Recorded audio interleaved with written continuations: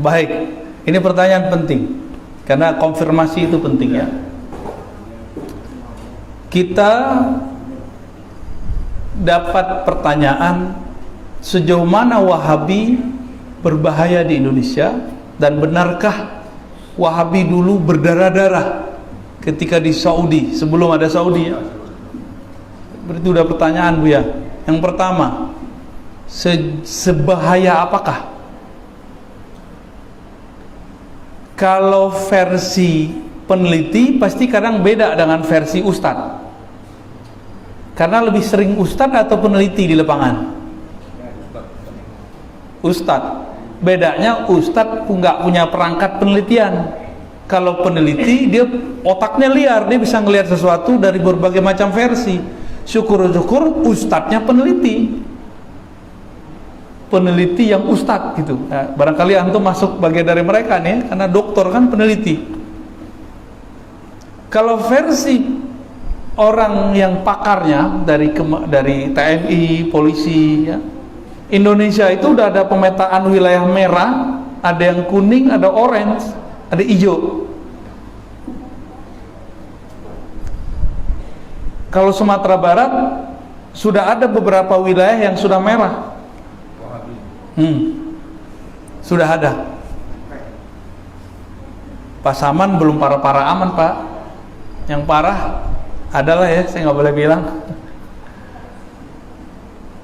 Itu sudah ada. Dan kita nanya bukan ke satu sumber. Jadi ada intelijen dari TNI, ada intelijen dari polisi yang pakar, dia melihat. Dan saya menyaksikan sendiri juga sama. Karena kita juga peneliti. Ya, alhamdulillah saya juga peneliti ya. Kita juga nulis, kita juga merangkum, membaca, menganalisa, dan itu sudah banyak yang parah. Bayangkan Aceh aja dia memasuki Pak, padahal Aceh itu benteng Ahlussunnah terkuat itu. Kota-kota santri di Jawa itu udah banyak yang kemasukan. Kenapa? Kebanyakan pesantren sudah tertutup dari masyarakat, asik dengan delaktika di dalam pesantren, lupa dengan masyarakat di luar. Itu fakta juga itu. Udah jadi dinasti, nggak mau lagi mikirin umat. Tapi itu sebagian pesantren, kebanyakan pesantren juga masih bagus, oke. Jadi ini kabar agak lumayan bahaya, maka kita nggak boleh diam Ustaz. Harus mulai menyuarakan yang menurut kita ini mendekati kepada kebenaran. Jadi jangan diam. Tapi suara antum tadi kan sudah menggelegar tuh, kayak semangatnya menggelegar suara aja. Insya Allah Ustaz ya. Terus benarkah Wahabi dulu berdarah-darah? Itu benar. Dan kejadian itu bukan sekali dua kali. Kita punya sanad, tadi kita sudah baca sanad ya. Jadi kalau di Sumatera itu ada Syekh Sulaiman Rasuli, Syekh Abdul Wahid Salihi, Syekh Jamil Jauh, itu punya guru. Syekh Khatib Ali punya guru namanya Syekh Ahmad Khatib Minangkabau. Syekh Ahmad Khatib Minangkabau punya guru Bakri Syato punya guru namanya Sayyid Ahmad Zaini Dahlan. Beliau mengabadikan pembunuhan berdarah oleh Wahabi. Judulnya Fitnatul Wahabiyah. Kitab ini dibantah oleh mereka, tapi datanya nggak kuat. Mereka itu nganggap kalau udah dibantah berarti yang dibantah kalah. Nggak begitu. Tidak semua bantahan itu valid. Main asal bantah-bantah aja. Said Ahmad Zidalan itu menyaksikan kebangkitan Wahabiyah setelah yang pertama. Yang pertama beliau nggak semasa. Jadi Said Ahmad Zidahlan menyaksikan bagaimana ganasnya mereka. Kenapa? Karena dulu Inggris mencoba memecah belah Turki Utsmani. Turki Utsmani dipecah. Di Saudi ada dua potensi, keluarga Suud, keturunan Suud dengan keluarga Hashim. Hashim ini syarif di Mekah. Sempat keturunannya kemudian ada yang jadi raja setahun 2 tahun di Hijaz, tapi kemudian karena mereka tidak mau diatur oleh Inggris, maka orang Inggris mempersenjatai keluarga Saud. Kalau dipersenjatai gimana? Keluarga Saud kemudian mendekati orang-orang Wahabiyah, pakai ayat, pakai Quran, pakai sunnah, atas dasar ingin memurnikan tauhid. Mereka meratakan kubur dan membunuh siapa saja yang mengajak untuk itu. Intinya politik sebenarnya di belakangnya, politisasi agama. Itu sebabnya Bapak Ibu karena Allah di Saudi tidak ada partai.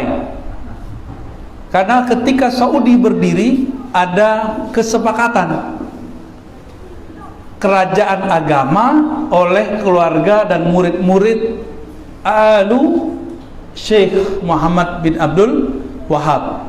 Ada kerajaan politik, kekuasaan ini dipegang oleh Ahlus Saud, keluarga Saud.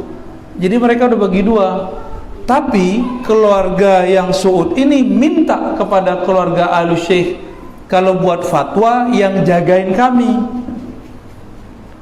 Kalau kerajaan boleh nggak ada partai? Sebenarnya boleh kalau perdana menteri, tapi mereka nggak boleh. Maka di sana nggak ada partai, Pak. Di sono nggak ada 0102 kayak kita tahun-tahun kemarin, ya.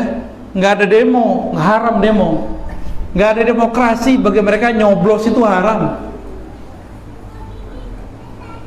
Jadi teman-teman Salafi bawa fatwa itu ke Indonesia, makanya mereka nggak nyoblos. Terus yang lucu apa? Mereka pakai fatwa pemerintah sezolim apapun tidak boleh dilawan, dikritik. Emang kita sepakat nggak boleh kita berontak, nggak boleh, kritikan boleh. Ya, tapi pemerintah ini menggunakan demokrasi. Demokrasi kan haram menurut dia. Coba nanti dibayangkan, Pak, saya nih fatwakan nggak boleh nyoblos. Di sini ada Muslim, non Muslim. Kira-kira yang terpilih siapa? Saya nih memfatwakan, Bapak Ibu tidak boleh nyoblos. Gimana? Yang menang non Muslim, ya. Nah ini akibatnya.